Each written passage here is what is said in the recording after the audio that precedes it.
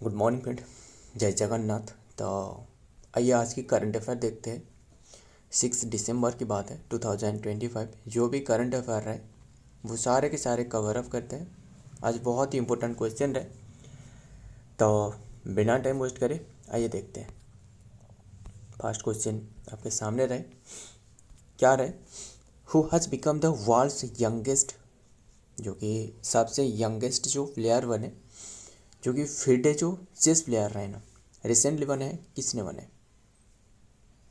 And इनकी भी आंकड़ा भी वो बताया जा चुकी है।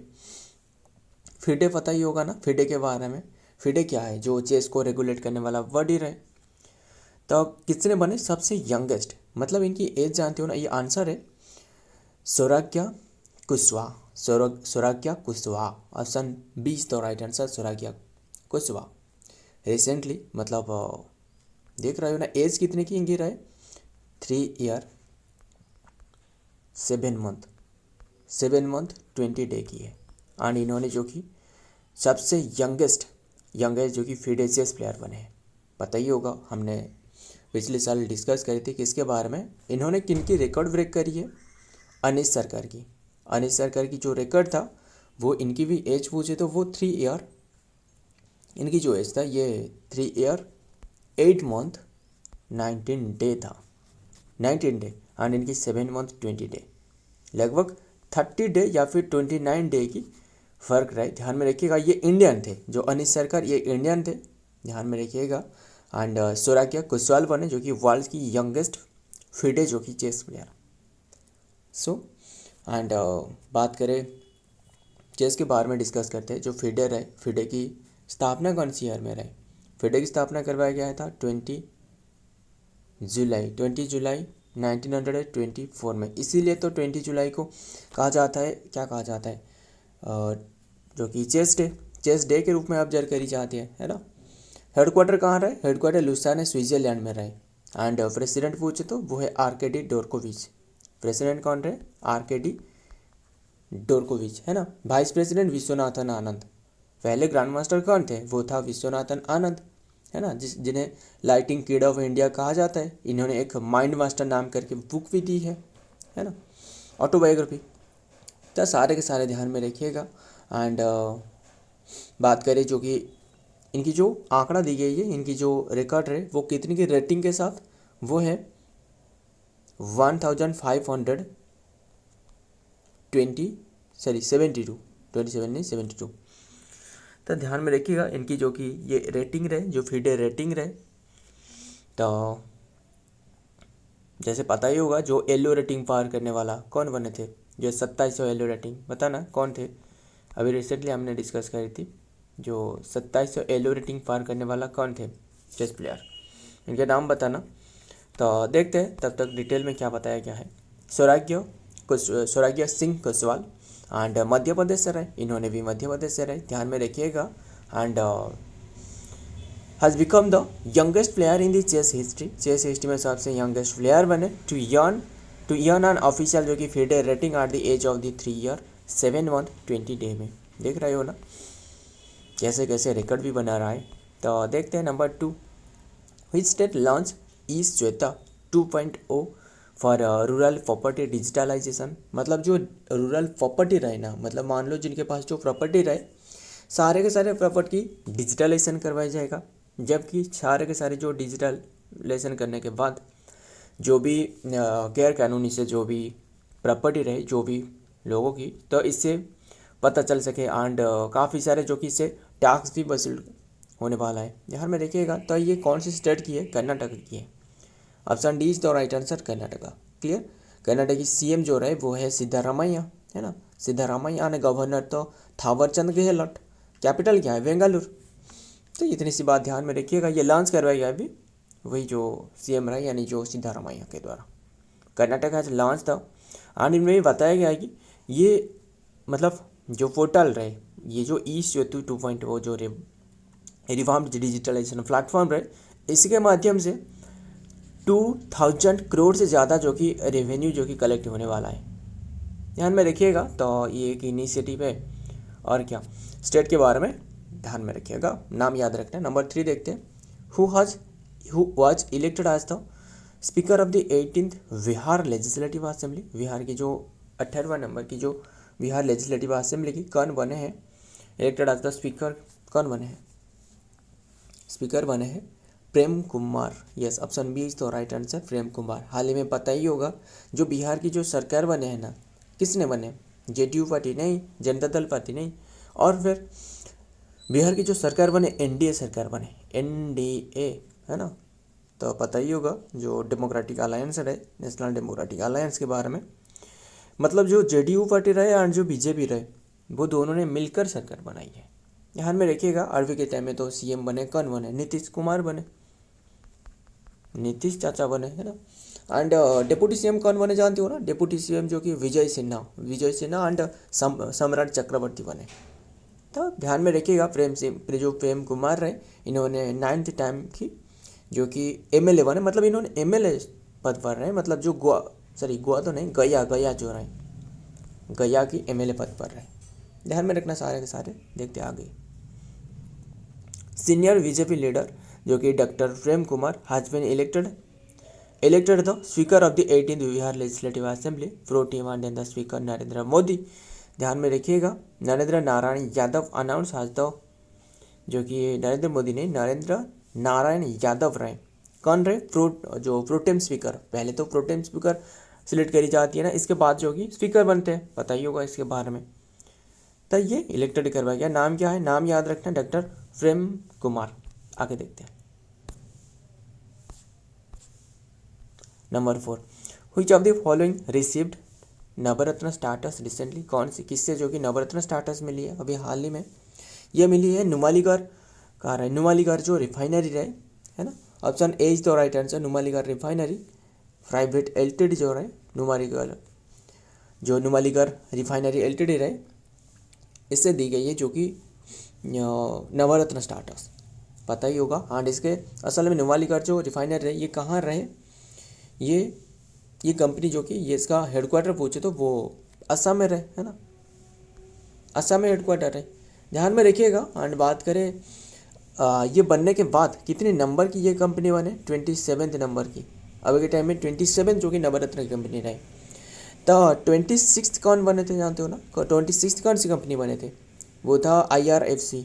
मतलब IRFC का मतलब क्या है, जो इंडियन जो रेलवे फिनेंस कॉर्पोरेशन रहे, इंडियन रेलवे फिनेंस कॉर्पोरेशन, ये बना था है ना, नवरत्न की स्टाटस। एंड ध्यान में रखिएगा। एंड इसके जो चेयरमैन रहे किसके, जो नुमालीगढ़ जो रिफाइंड रहे, इसके चेयरमैन थे डॉक्टर रंजीत रथ रहे, डॉक्टर रंजीत रथ। देखते हैं आगे।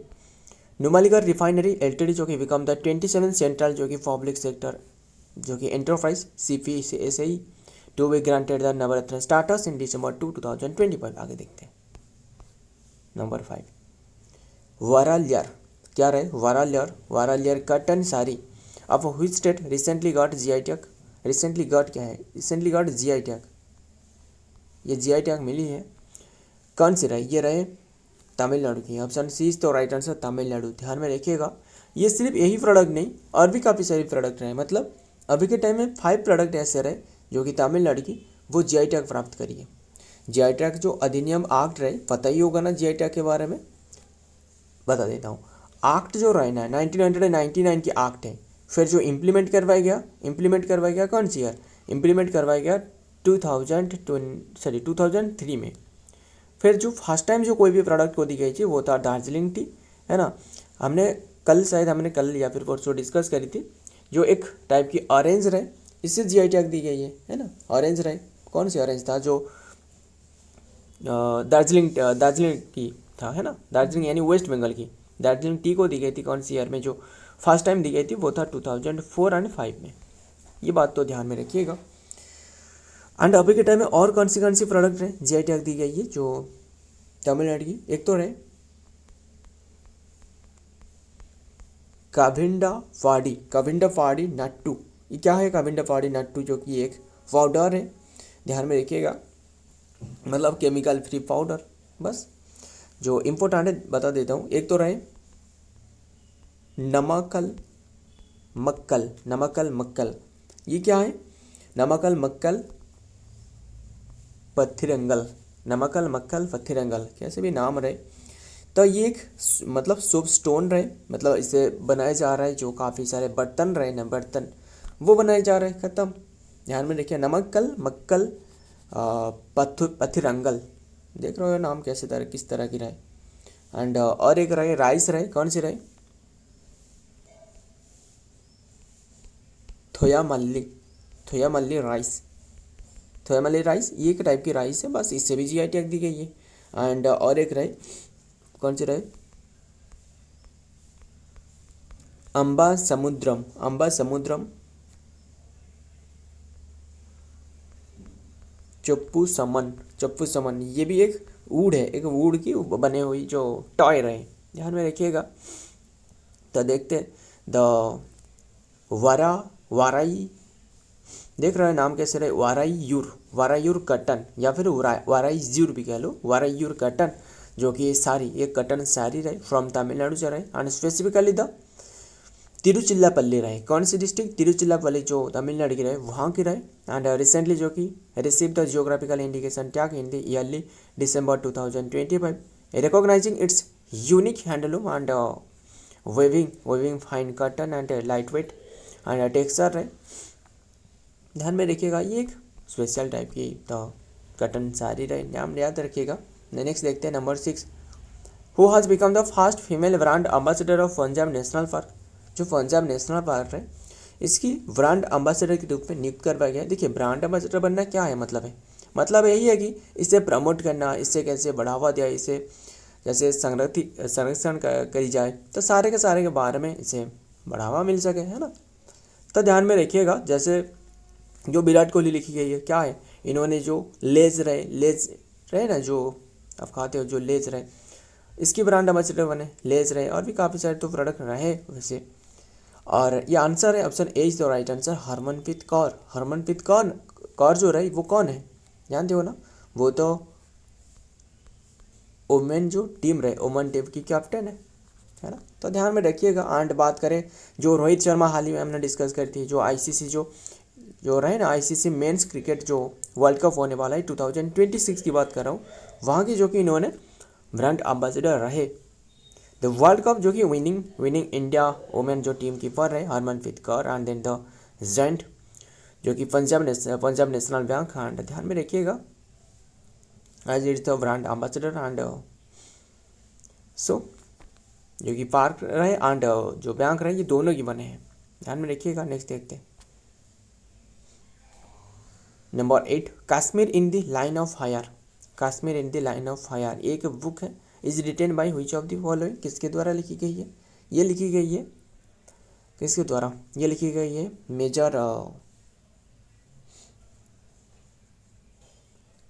मेजर जनरल रंजन महाजन के द्वारा, यानी option B is the right answer, major general Ranjan Mahajan के द्वारा। क्या है असल में ये बुक में क्या रहे, ये जो बुक है ना, असल में जो जम्मू कश्मीर के बारे में, कौन से रहे, जम्मू कश्मीर के बारे में, यानी जो स्पेशली जो कश्मीर के बारे में, जम्मू तो नहीं है, कश्मीर के बारे में, कश्मीर के बारे में लिखी गई जो धारा जो, यानी जो आर्टिकल 371 रहे ना, इसके बारे में ये मेंशन रहे। ध्यान में रखिएगा, काफ़ी सारे क्या हर्डल रहे, क्या नहीं है, वो सारे के सारे लिखी गई है इनकी बुक है।